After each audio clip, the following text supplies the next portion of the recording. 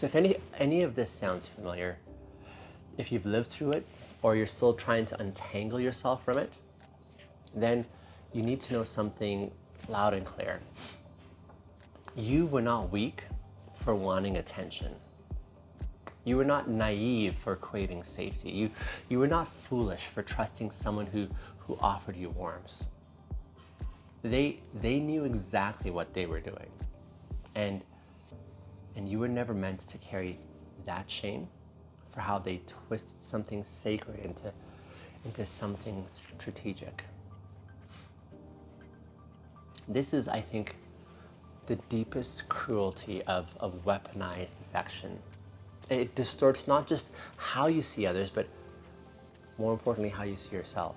It makes you question your own generosity. It makes you wonder if maybe you were too much, too needy, too intense, too sensitive, too emotional. But those weren't flaws.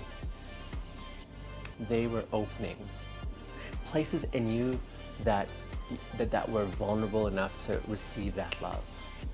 And someone used those openings for control.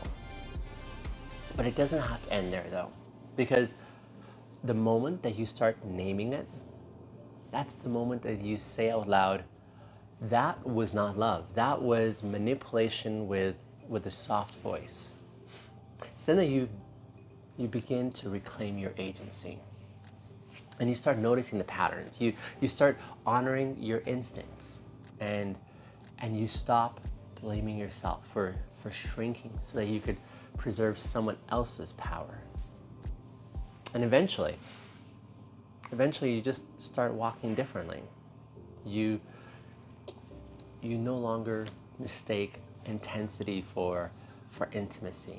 You no longer interpret silence as your fault.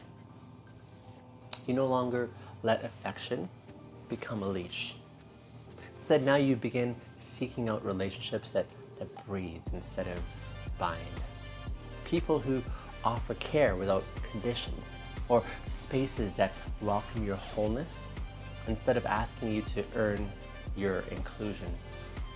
And maybe most sacred of all is you begin offering those things to yourself again.